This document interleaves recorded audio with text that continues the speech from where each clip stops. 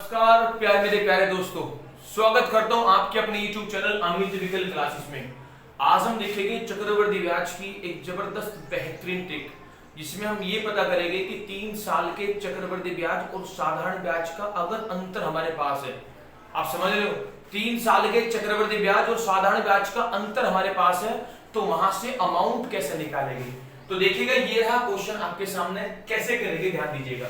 मैं आपसे कह रहा हूं 5% वार्षिक चक्रवृद्धि ब्याज की दर से, यानी कि जो हमारी रेट ऑफ इंटरेस्ट है वो 5% है। 5% की दर से 3 साल के कंपाउंड इंटरेस्ट और सिंपल इंटरेस्ट का जो अंतर है वो 122 रुपए है। यानी कि 3 साल के सीआई और एसआई का अंतर 122 रुपए है। तो हमारे से पूछ रहा है, ये बताओ मूलधन क्या होगा ज्ञात कीजिएगा, यानी कि अमाउंट क्या होगा ज्ञात कीजिएगा। तो देखिए, जब भी ऐसा क्वेश्चन आएगा तो इस क्वेश्चन को हम दो प्रकार से कर सकते हैं। देखो, सबसे पहले मैं आपको बेस बता रहा हूं, ठीक है, और करोगे कैसे, एक इसका फिर एडवांस मेथड मैं आपको बाद में बताऊंगा। देखिएगा, ये बताइएगा रेट ऑफ इंटरेस्ट कितनी है। भाई साहब, रेट ऑफ इंटरेस्ट 5% है। और ध्यान रखना, 5% का जो मतलब होगा वो होगा जी 1/20। कितना होगा जी? 1/20। तो 1/20 यानी कि नीचे की वैल्यू हमारा अमाउंट है और भाई साहब ऊपर की वैल्यू होगा हमारा ब्याज। नीचे की वैल्यू हमारा अमाउंट और ऊपर की वैल्यू होगा हमारा ब्याज। तो इस ब्याज के, इस अमाउंट के अकॉर्डिंग आप एक काम करो, एक छोटी लोकल वैल्यू का आप एक अमाउंट मान लीजिएगा, यानी कि लोकल वैल्यू में एक अमाउंट बना लो। और ध्यान रखना, ये जो हमारा अमाउंट 20 है ना, आप इसकी क्यूब मान लो। अरे 20 की जो क्यूब होगी वो होगी भाई साहब आपकी 8000। यानी कि मैंने लोकल जो अमाउंट बना ना, वो लोकल अमाउंट बना मैंने जी 8000। कितना मान लिया? 8000। अब हम एक काम करेंगे, 3 साल का 8000 रुपए का 5% की दर से 3 साल का चक्रवृद्धि ब्याज और साधारण ब्याज का अंतर निकालेंगे। और वो जो लोकल अंतर होगा वो दिए गए ओरिजिनल अंतर 122 के क्या होगा जी? बराबर होगा। और वहां से फिर हम क्या निकालेंगे जी? अमाउंट। तो निकालेंगे, देखिएगा, पहले साल का ब्याज निकाल लीजिएगा। ध्यान रखना, अगर मैं 8000 का 5% निकाल लूं, 5% का मतलब है जी 1/20। तो भाई साहब देख लीजिएगा, 8000 का 1/20, तो 8000 का 1/20 होगा जी आपका 400। कितना होगा? 400। यानी कि पहले साल का जो ब्याज आएगा वो भाई साहब 400 रुपए होगा। कितना रुपए होगा? 400। दूसरे साल का 400 तो आएगा ही, लेकिन हमारे पिछले साल के 400 रुपए रुकेवड़ है और हम 400 का लेंगे जी 1/20। और जब आप 400 का 1/20 निकालोगे तो मैं निकाल के दिखा दूं भाई साहब, 400 का 1/20 आपका होगा जी 20। यानी कि यहां जो दूसरे साल का ब्याज आया 400 प्लस कितना है जी 20। यानी कि वो 400 तो आया 8000 पर, और भाई साहब ये 20 रुपए आया पिछली साल के रुके हुए 400 रुपए पर। नेक्स्ट तीसरी साल में चलेगा। आप मुझे एक बात बताइएगा, भाई साहब 400 रुपए तो आ भी गई, लेकिन अब हमारा जो पिछले 2 साल का चक्रवृद्धि ब्याज रुकावट है, हम उस चक्रवृद्धि ब्याज का भी तो ब्याज लेंगे। तो आप मुझे एक बात बताइएगा, 400 रुपए का ब्याज आया था 20 रुपए, और अब यहां हो चुका है 800 रुपए। तो 800 रुपए का ये बताओ ब्याज 40 रुपए होगा कि नहीं होगा? मैं एक बार फिर के बता रहा हूं, बड़े ध्यान से सुन लीजिएगा। भाई साहब 400 रुपए का ब्याज आया था 20 रुपए, अब यहां हमने है ना अमाउंट 800 कर दिया, तो 800 का अमाउंट कितना होगा? 40 रुपए।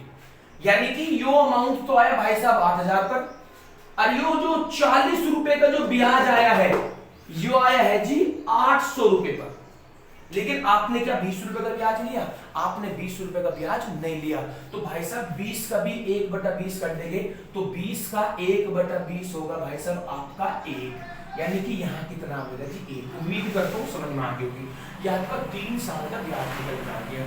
लेकिन हमें निकालना है 3 साल के सीआई और एसआई का अंतर। तो मैं आपको बता दूं, आप बीच में है ना इसे 2 भागों में डिवाइड कर दीजिएगा। यहां से आप इसे 2 भागों में डिवाइड कर दीजिएगा। इससे इधर जो होगा वो आपका 3 साल का साधारण ब्याज होगा, और भाई साहब इससे 2 इधर होगा, वो आपके 3 साल के सीआई और एसआई का अंतर होगा।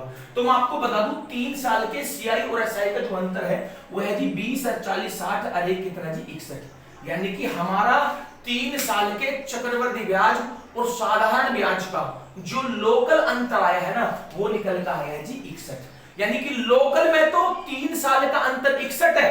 अब ये बताओ भाई साहब ओरिजिनल में कितना है? ओरिजिनल में है 122। तो ध्यान रखना ओरिजिनल को रखेंगे हमेशा ऊपर, ओरिजिनल को कहां रखेंगे? ऊपर। और हमारा जो लोकल है जो हमने बनाया है वो लोकल है, लोकल को कहां रखेंगे जी? नीचे। हमारे से पूछ रहा है अमाउंट यानी कि मूलधन। अरे बताओ मूलधन हमने कितना माना हुआ था? हमने मूलधन माना हुआ था भाई साहब 8000 रुपए। तो ये बताओ इंटू में क्या कर देंगे जी? 8000 रुपए। ये बताओ 61 दूनी 122 और 8000 दूनी होगा भाई साहब 16000 और 16000 ही इसका क्या है जी? आंसर है। एक तरीका तो इसका ये हो गया क्वेश्चन को सोल्व करने का कि हम बिल्कुल बेसिक से निकाल ले। हमने करा क्या है? ओरिजिनल अंतर था CI/SI का, हमने लोकल अंतर बना लिया और जो लोकल है वो दिए गए ओरिजिनल के बराबर रख दिया और फिर हमने वहां से निकाल लिया अपना मूलधन। लेकिन भाई साहब इससे अलग भी एक और तरीका है, वो तरीका कैसे करोगे वो देख लीजिएगा। उम्मीद करता हूँ ये बात तो आपकी समझ में आ गई होगी, क्लियर है कि नहीं? तो सेकंड तरीका कैसे करोगे एक बार देख लीजिएगा। इसे मिटा देते हैं, साथ साथ कॉपी भी कर लीजिएगा। ये लीजिएगा,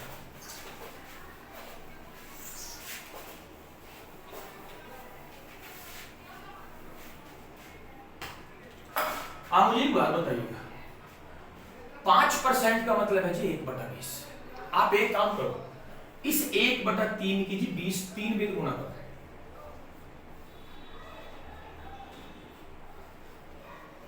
1/20 क्या आप कितनी बार गुणा करोगे जी? 3 बार गुणा करोगे। क्लियर है कि नहीं? अब एक काम करेगा, ये बताइएगा CI और SI का अंतर कितना जी? 122। अब आप 122 में से एक ऐसा छोटा नंबर घटाइएगा जिसे घटाने के बाद हम बचे हुए नंबर को 3 बराबर भागों में डिवाइड कर दें। मैं दोबारा बोल रहा हूं, ध्यान दीजिएगा। आप 122 में से एक ऐसा छोटा नंबर घटाइएगा जिसे घटाने के बाद बचा हुआ नंबर 3 बराबर भागों में डिवाइड हो सके। तो भाई साहब ये बताओ क्या घटा दिया? 2, क्या बचा? 120, 3 बराबर भागों में डिवाइड कर दिया 40 40 40। उम्मीद करता हूं यहां तक बात समझ में आ गई, क्लियर है कि नहीं है? और जो आपने नंबर घटाया है, आपने नंबर कितना घटाया है? 2।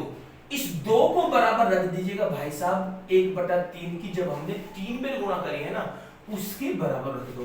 तो देखना कितना आया, ये बताओ 8000 तो यहां बनेगा और 8000 की भाई साहब 2 में गुणा करेंगे, देखिए जाए ना 400 हो गया, 400 की 20 में गुणा करोगे 8000 और 8000 की 2 में गुणा करोगे तो भाई साहब ये बताओ आंसर कितना आया? 16000।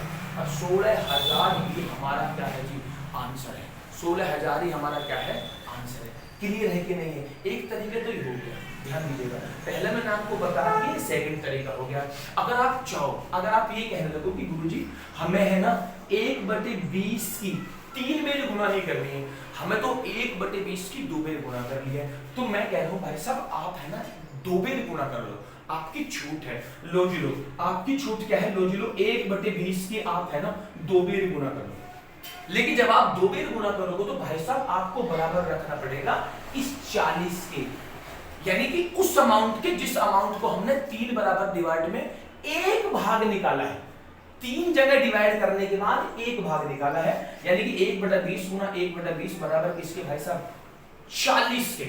तो 1/20 की 1/20 में गुणा करोगे, यहां बढ़ेगा आपका 400 और 400 की 40 में गुणा करेंगे तो आपका आंसर होगा जी 16000। कितना होगा? 16000। उम्मीद करता हूं ये बात आपकी समझ में आ गई होगी। बहुत आसान है, क्लियर है ना?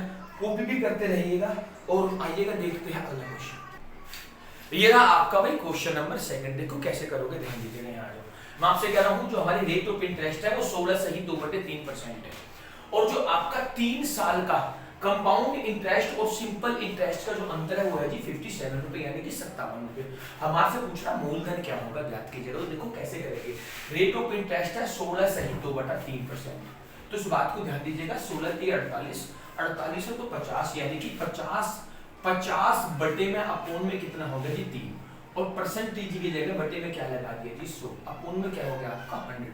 तो देखना 50 दूनी कितना भाई 100, यानी कि 1/6। हमारी जो रेट ऑफ इंटरेस्ट आई है ना वो है जी 1/6। अब मैंने आपको क्या बताया था, आप 1/6 की 3 बार गुणा करो। 1/6, 1/6 और 1/6। और आप ये बताइएगा हमारे 3 साल के सीआई और एसआई का अंतर कितना है। 3 साल के सीआई और एसआई का अंतर है जी 57 रुपए।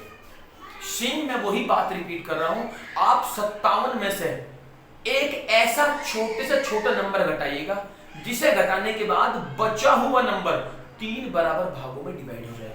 तो ये बताओ क्या घटा दूं, 3 घटा दूं, 3 घटाने के बाद 54 आ गए, तो भाई साहब देखो 18 और यहाँ भी कितना जी 18।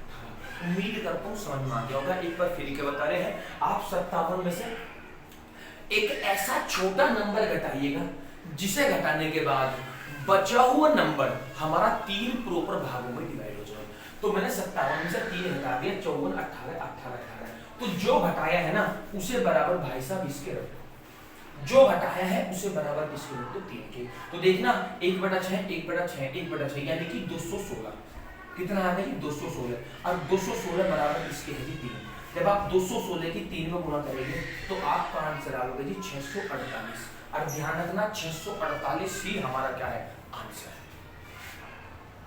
ये रहा आपका क्वेश्चन नंबर 3। देखिएगा कैसे करोगे, ध्यान दीजिए। मैं आपसे कह रहा हूं 5% वार्षिक ब्याज की दर से 3 साल के चक्रवृद्धि ब्याज और साधारण ब्याज का जो अंतर है वो है जी 36 रुपए।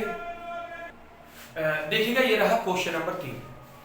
मैं आपको बता दूं 5% वार्षिक ब्याज की दर से 3 साल के सीआई व एसआई का अंतर 36 रुपए 60 पैसे है। तो मूलधन क्या होगा? तो ध्यान दीजिएगा रेट ऑफ इंटरेस्ट है 5% और 5% का मतलब होगा जी 1/20।